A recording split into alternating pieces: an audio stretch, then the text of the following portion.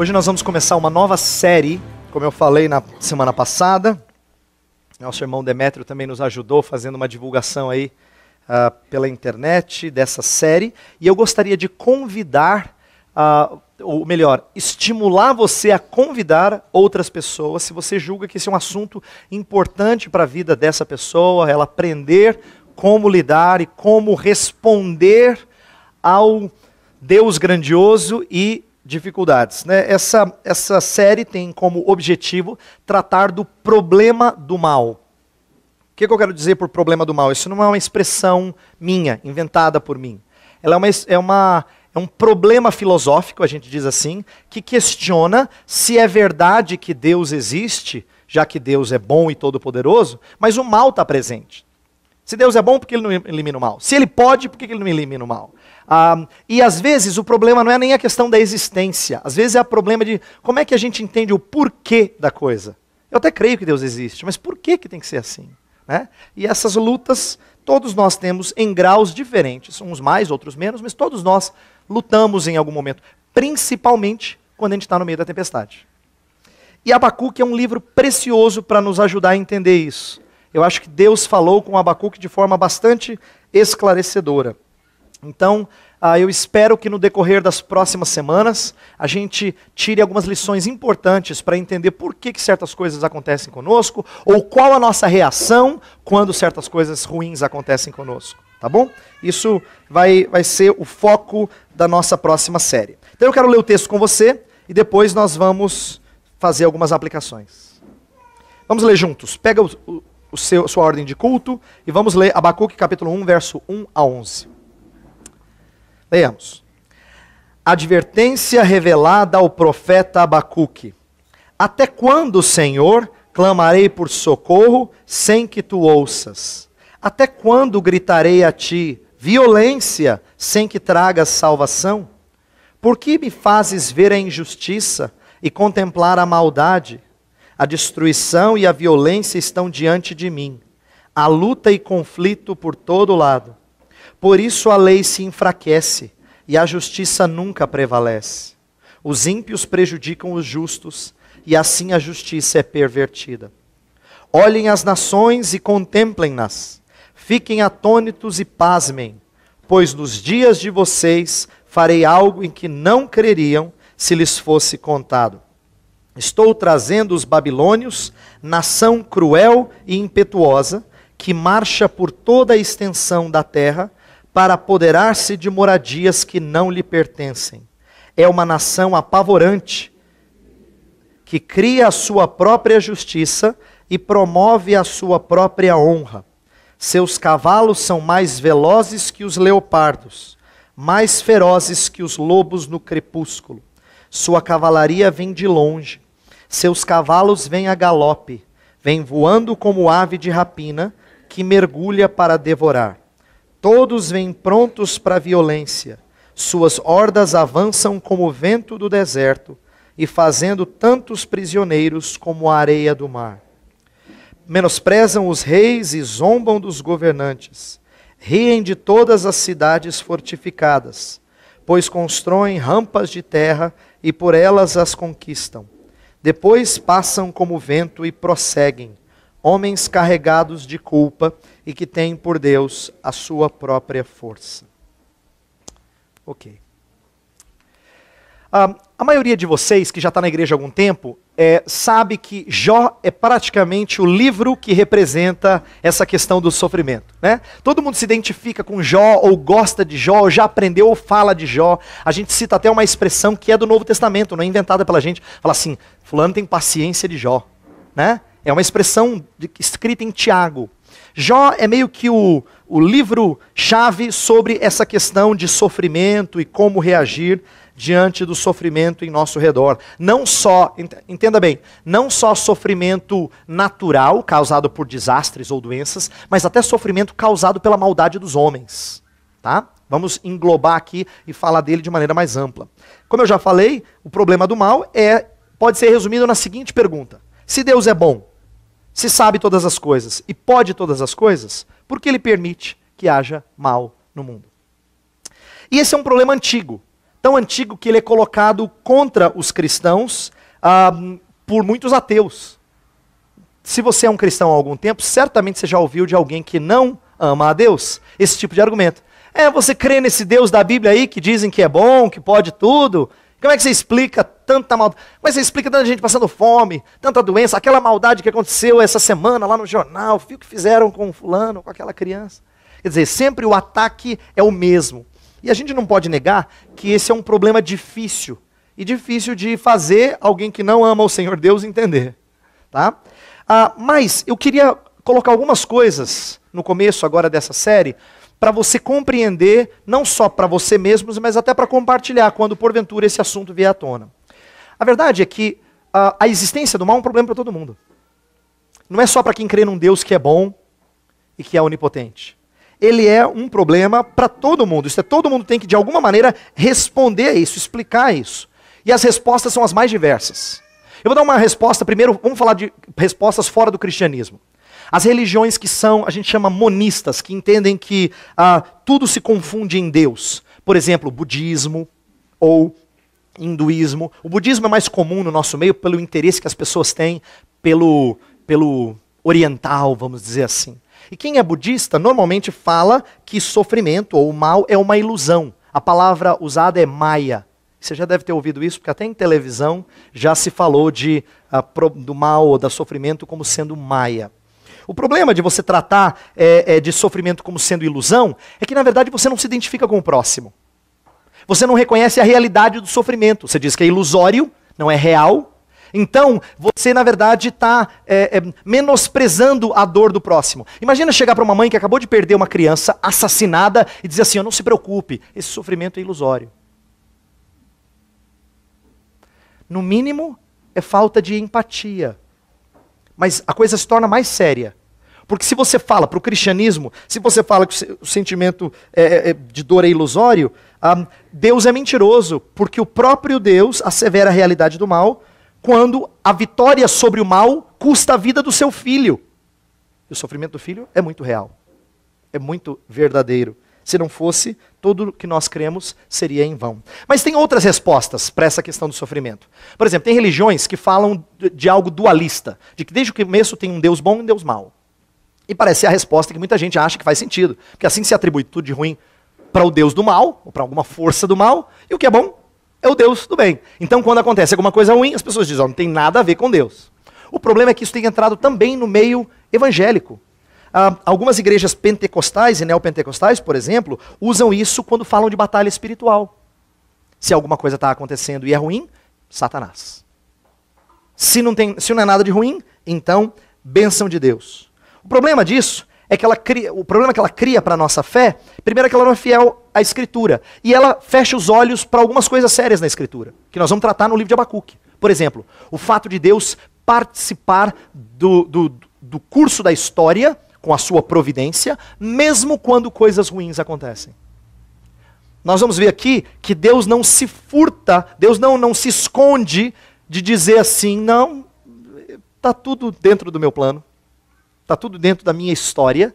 Então, quem pensa assim, evangélicos que pensam assim, eles se esquecem dessa parte da Escritura. Outra coisa também, acabam atribuindo a Satanás poder quase igual ao de Jesus Cristo. Tem gente que tem a impressão de que batalha espiritual é o Deus do bem e o Deus do mal, ou Jesus e Satanás como se degladiando, né? Espada, e o negócio é feio e tal, e machuca daqui, machuca dali, no final Jesus ganha, mas foi por pouco.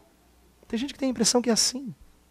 Você tem que ser fervoroso e ajoelhar e fazer para dar uma força para Jesus. Então, supostamente cristãos que atribuem um valor e uma força tão grande ao inimigo que fazem ele quase parecido com o Criador. Quando, na verdade, usando uma frase de Martinho Lutero, que é muito famosa, até o diabo é diabo de Deus. Até o diabo é diabo de Deus. Para dizer que todas as coisas estão debaixo dele. Mas vamos falar aqui do nosso meio, daquilo que a gente está mais acostumado. Mesmo no meio evangélico, de igrejas um pouquinho mais centradas na Bíblia, esse é um problema difícil e as respostas são as mais variadas. Como é que a gente fala dessa questão do sofrimento, Deus sendo bom, poderoso e tal? Uns são simplistas, tem gente que tem resposta na lata, uma frase e acha que resolve o problema. Né? Mas ser simplista não necessariamente resolve ou ajuda alguém que está passando por sofrimento, está lutando. Você não tem fórmula mágica, chega e diz uma frase e pronto. Resolve o problema de quem está no meio do sofrimento. Tem resposta que é meio confusa, tem gente que não sabe explicar algumas coisas. Muitos de nós ouvimos as respostas mais variadas e para muitos isso não nos satisfaz.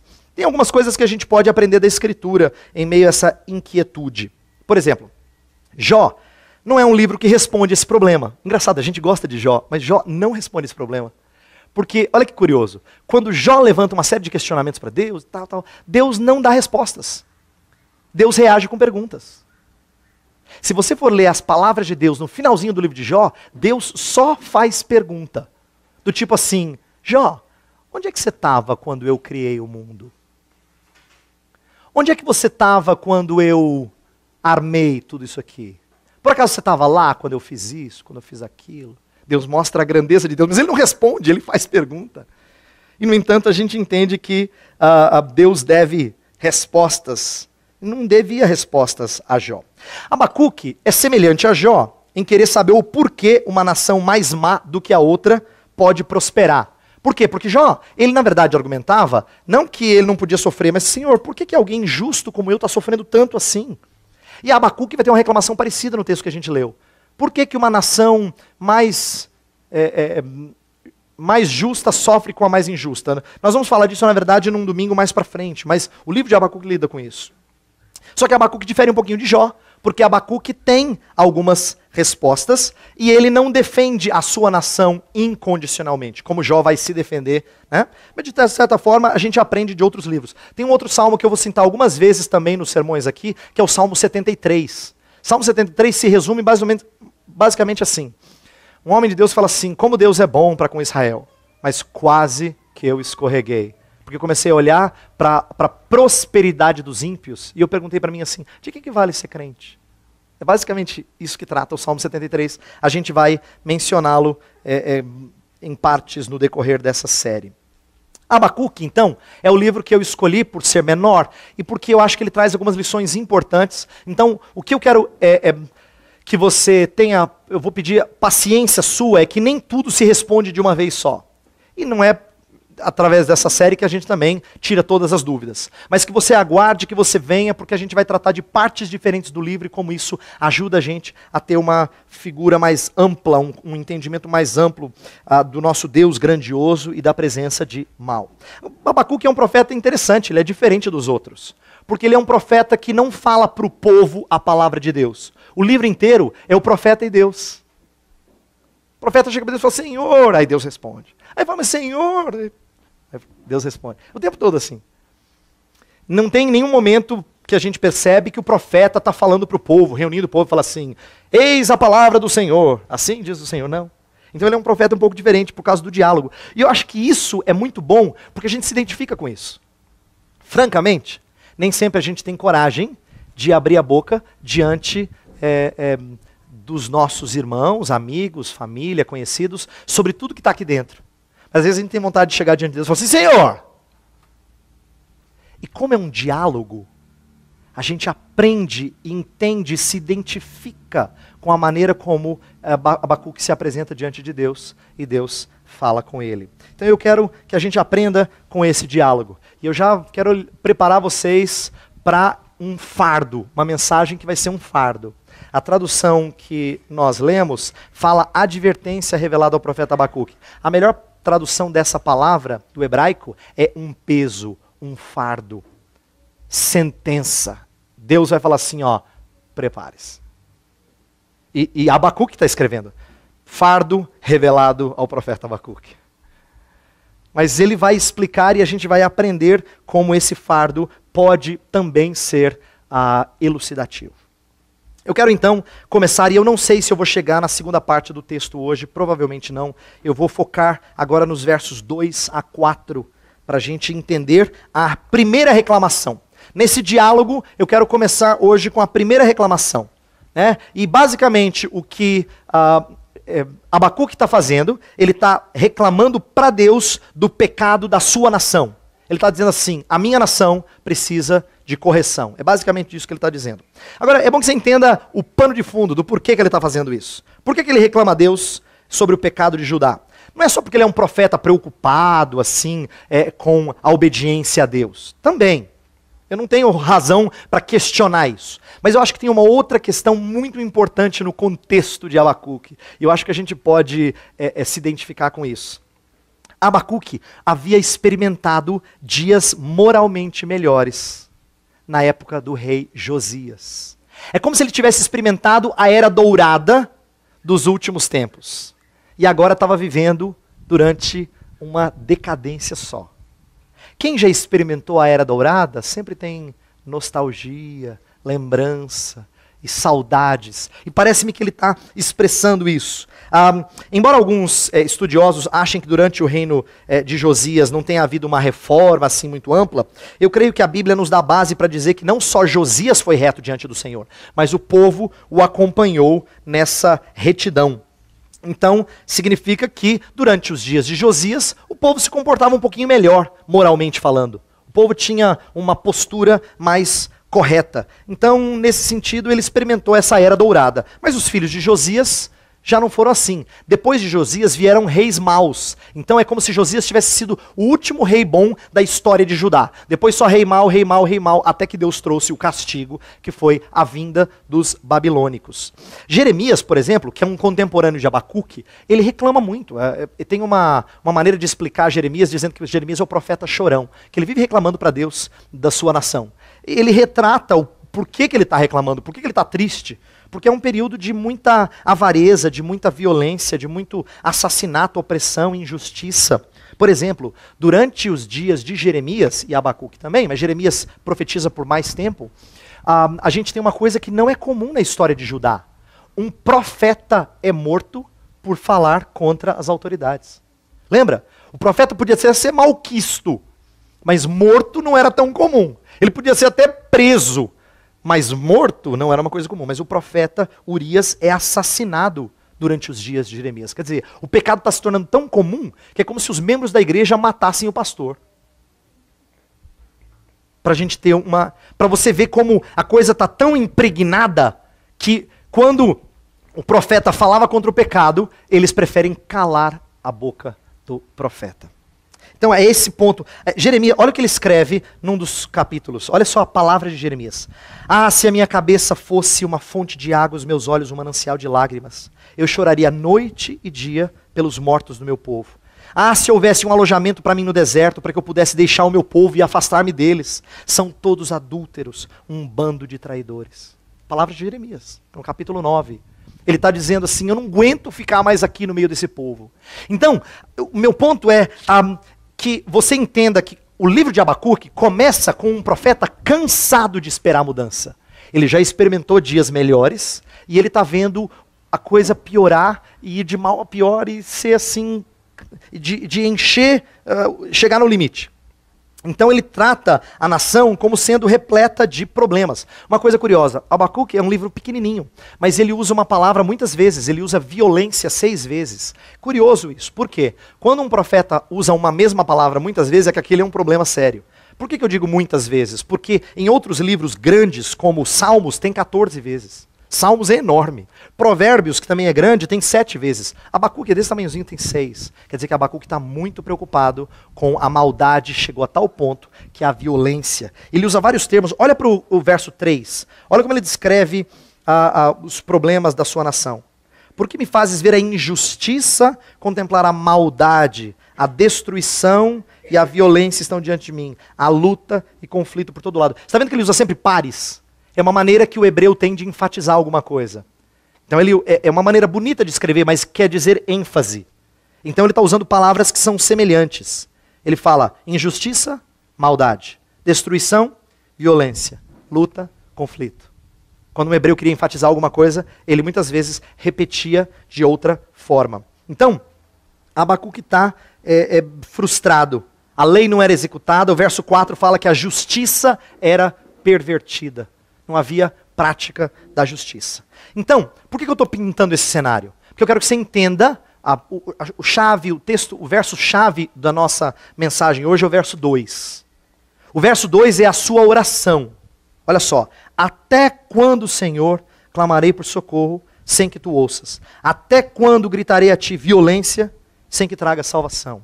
A sua súplica, seus rogos são que Deus traga castigo sobre essa violência, sobre essa maldade, já que a sua nação está tão distante de Deus. Agora, eu quero chamar a atenção dessa expressão, até quando? Inclusive eu intitulei a mensagem com essa expressão, até quando? Ela é uma expressão mais comum na Bíblia do que às vezes a gente imagina.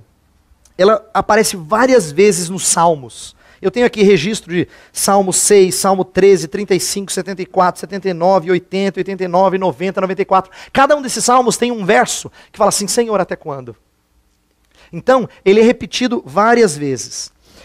Aparentemente, ele está reclamando da inatividade de Deus. Deus, por que o Senhor está parado? Por que o Senhor não está fazendo nada? E há estudiosos que enxergam o profeta começando errado, como se ele estivesse censurando a Deus. Entretanto, eu quero que a nossa ênfase hoje seja em entender que o profeta está atribulado sim, mas que ele não está necessariamente ou prioritariamente reclamando de Deus, mas ele está reclamando para Deus. Para a gente não achar que Abacuque é um cara que não entende nada de teologia, está dizendo, Deus, faz alguma coisa. É bom que a gente entenda assim, que ele está muito atormentado. E na sua oração ele fala assim, Deus, faz alguma coisa, Deus, por favor. Uma das coisas que eu quero falar hoje a vocês, e ela tornou-se novidade para mim algum tempo atrás, alguns anos atrás, e eu espero que ela seja edificante para você, é não pensar que até quando seja pecaminoso. Eu não sei se você foi educado assim, mas eu de certa forma fui. A gente ouvia na igreja direto, professor de escola dominical dizendo assim, para Deus a gente não pergunta por quê, mas sim, para quê? Você já ouviu essa? Eu sei. Porque a gente tem a impressão de que perguntar por quê é pecado. Ninguém pergunta por quê. Mas quando Abacuque está dizendo até quando, é mais ou menos, Senhor, por quê? Até quando não é necessariamente uma atitude pecaminosa. E aqui que vem o exemplo dos salmos imprecatórios que eu mencionei na liturgia. Tem vários salmos no livro, no 150, vários salmos que são assim, pedindo o castigo de Deus sobre os inimigos. Eu selecionei aqui algumas expressões bastante fortes, para você ver como esses salmos são difíceis. Mas olha só, a gente leu na liturgia, ó Deus, quebra-lhes os dentes na boca.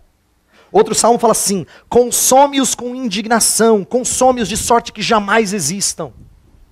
Outro diz assim, filha da Babilônia, que hás de ser destruída, feliz aquele que te der o pago do mal que nos fizeste, feliz aquele que pegar teus filhos e esmagá-los contra a pedra. Olha o outro, caiam sobre eles brasas vivas, sejam atirados ao fogo. Eu confesso que essas palavras são meio estranhas. A gente ouve isso e fala assim, Senhor, que cara bravo, que cara mau. Né? Elas perturbam a gente. Principalmente quando a gente tem a impressão de que não combina com a ética de Jesus de amar os nossos inimigos. Jesus não falou que a gente tem que amar os nossos inimigos e orar pelos que os perseguem? Então o que é isso que o salmista está fazendo? Tem gente que acha que essas atitudes dos salmos imprecatórios são expressões pecaminosas. Ou tem gente que acha que é uma ética subcristã, de que o Antigo Testamento tinha, vamos dizer assim, uma ética que não plenamente cristã e que no Novo Testamento essa ética se torna mais robusta. Eu tenho problemas com essas explicações, porque eu vejo o próprio Jesus usar linguagem imprecatória. Em Mateus 23, ele fala desse tipo de juízo sobre as pessoas que estão distantes de Deus. Paulo também faz isso em 2 Tessalonicenses 1. Então, a gente poderia dizer que, mas Jesus é Jesus. Né? Jesus pode fazer isso. Não. Jesus também era homem. E quando ele falava essas coisas, ele falava como homem. Por quê? Porque ele estava rogando a justiça de Deus para com homens maus. Então, eu creio que é melhor a gente entender, não como sendo pecaminosa, mas como uma atitude que, se feita corretamente, ela é de acordo com os propósitos de Deus. Agora, vamos ser bem claros aqui, para eu não gerar uma confusão na sua cabeça. Alguns dizem que os salmos imprecatórios são uma linguagem hiperbólica, exagerada, porque ela usa umas imagens bem fortes. Mas, repito, o ponto meu é que não é necessariamente uma atitude pecaminosa. Pode se tornar. Quer ver? Um salmo que a gente gosta muito. Se você conhece o livro do Salmos, você lembra desse salmo. Senhor, tu me sondas e me conheces, sabe quando me assento, quando me levanto. De longe conheces o meu pensar, o meu andar, né? Ainda a palavra não me chegou à boca, o Senhor já a conhece toda. Salmo 139 é muito bonito. Se subo aos céus, lá estás. Desço ao mais profundo abismo, lá estás também. Né? Ele é muito bonito. Vejo como o Senhor, a maneira assombrosa com que o Senhor me formou. E aí chega um momento do Salmo, perto do finalzinho, que ele fala assim: Deus, os inimigos, eu os odeio com ódio consumado. Aí você fala assim: o Salmo estava tão bonito até agora? Aí no final, olha que interessante, no final do Salmo ele fala assim: Senhor, sonda o meu coração. Conhece os meus pensamentos. Vê se há em mim algum caminho mau e guia-me pelo caminho eterno. O que ele está fazendo é, ele crê que Deus sonda, mas no final ele pede: Senhor, sonda. Você tem alguma coisa que seja má? Tira. Guia-me pelo caminho eterno. Ele está entendendo que ao expressar isso, ele pode expressar de forma pecaminosa. Então, o pedido desses salmistas, quando não são pecaminosas, é de fazer não é de fazer justiça com as próprias mãos, mas de deixar a vingança com Deus. E no Salmo 139 e outros, esse é o interesse. Ela provém não de um interesse próprio, mas de um zelo pela honra de Deus. Eu li autores que fizeram uma distinção interessante. Esses autores eles falaram assim: existe uma diferença entre sentir amor e praticar amor. Olha só. Sentir amor e praticar amor.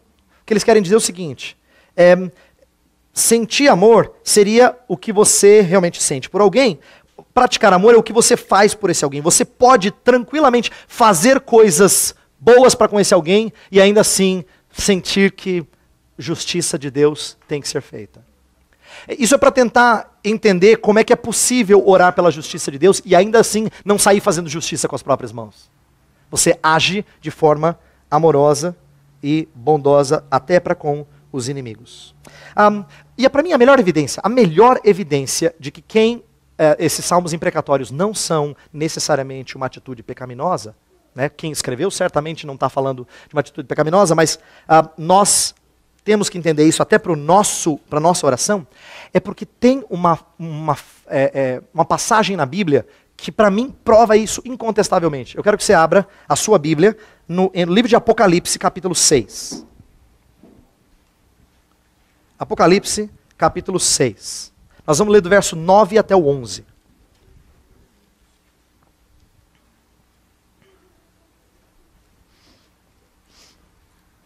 Apocalipse 6, de 9 a 11. Ouça a leitura que eu vou fazer desse texto. Quando ele abriu o quinto selo, vi debaixo do altar as almas daqueles que haviam sido mortos por causa da palavra de Deus e do testemunho que deram. Eles clamavam em alta voz: até quando, ó soberano, santo e verdadeiro, esperarás para julgar os habitantes da terra e vingar o nosso sangue?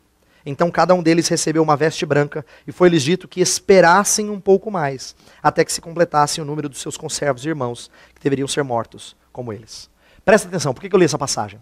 Essa é uma visão de João, em que ele está vendo almas, então pessoas já mortas por causa do nome de Jesus. Estão diante de Deus, diante do trono, fala a passagem ali. Estão diante do trono de Deus, e elas falam para Deus: até quando, Senhor? O Senhor vai esperar antes de fazer justiça. Presta atenção, são almas que estão diante do Senhor. Biblicamente a gente sabe que são almas já santificadas, porque não é possível estar diante do Senhor e não ter sido totalmente santificado. E eles estão lá clamando exatamente o que Abacuque clamou: até quando, Senhor? Até quando? Para mim essa é a prova cabal de que é possível fazer essa oração sem necessariamente ter ira pecaminosa no coração. Com isso eu não estou dizendo que a gente vai sair por aí rogando praga em pessoas, para usar uma expressão bem popular, mas que nós temos que entender que esse espírito de revolta diante da maldade é um espírito santo. Deus nos deu ira, está aqui uma coisa importante para a gente aprender até para o dia a dia. Deus nos deu ira para que nós não fôssemos passivos diante da injustiça. Imagina, primeiro no âmbito do lar e depois na esfera pública. Imagina dentro de casa se você vê um filho maltratando, judiando do outro e você não tivesse ira. Você ficasse assistindo aquilo de forma passiva. Nós teríamos juízo terrível sobre pais assim, que não reagissem diante de alguma maldade feita de um irmão para com o outro. Agora pensa na esfera pública. Imagina se a gente não tem ira nos impulsionando a cuidar daquilo que é injusto. Se ia ver maldade, ia ficar passivo, ia ficar inerte, ia ficar assim, anestesiado. Ira foi algo dado por Deus para que nós reagíssemos diante da injustiça. Agora, lógico, muitas vezes nossas reações são pecaminosas. Por isso que a Bíblia fala, irai-vos e não pequeis. Mas a ira em si não é pecaminosa. Nós temos que também ter um clamor parecido para com Deus diante de pecados, diante de maldade, seja na igreja ou no mundo. Por que eu escolhi a gente orar pela nossa nação no meio da liturgia? Eu queria que você entendesse que a gente tinha que vir para cá entristecido, abatido, dizer assim, Senhor, nossa nação é tão má, né? Vamos orar, pedir que Deus nos ajude, tenha misericórdia de nós e traga justiça sobre a nossa nação. Esse é um clamor justo, correto. E não fazê-lo significa que a gente está anestesiado. Anestesiado. Devemos nos entristecer pelas coisas que acontecem dentro da igreja, pelas divisões presentes no meio do povo de Deus, assim como Abacuque estava triste porque havia litígio, havia contenda, havia divisão no meio do seu povo. A gente deve ter a mesma tristeza. Devemos lamentar violências, injustiças recorrentes no nosso país. A gente deve ter um anseio por correção. Então, até quando é uma oração não desesperada, mas esperançosa, que provém daqueles que confiam que Deus resolverá a situação. Eu quero que você entenda o seguinte: à medida que você cresce no zelo pela justiça divina, mostra que você está sendo santificado. Quanto mais santo, mais horror você tem para com aquilo que é mal. Quanto menos santo, mais essas coisas passam por corriqueiras, comuns, acontece, não tem jeito, é uma pena. Mas logo muda o canal e essas coisas não perturbam mais a nossa consciência. Quanto mais santificados, mais indignação para com aquilo que é mal. Agora eu queria fazer algumas aplicações antes de eu terminar. Por quê? Eu quero que você e eu tenhamos o anseio por justiça, mas não da maneira como o mundo manifesta esse anseio por justiça. Sabe por quê? Nós conhecemos muita gente que também olha para aquilo que acontece em Brasília, ou na esfera estadual, ou municipal, e diz, não é um absurdo, nós temos que mudar, tal. Mas muitos têm um anseio por justiça social feito por mãos humanas. E o nosso anseio tem que ser diferente. E eu vejo, infelizmente, esse anseio por justiça feita por mãos humanas entrando até dentro da igreja. Eu ouvi certa vez um sermão, lá nos Estados Unidos, de um pregador famoso, um estudioso famoso, pregando em cima do Salmo de Isaías 65. Só para você, não precisa abrir lá. Isaías 65 é um texto que fala do novo céu e nova terra. Que vai haver um novo céu e nova terra, onde haverá justiça e onde não haverá desigualdade e tal. E ele pregou num texto muito bonito, dizendo basicamente que Deus colocou a igreja nesse mundo para que a igreja fizesse esse novo céu e nova terra. Um sermão pregado em igreja evangélica.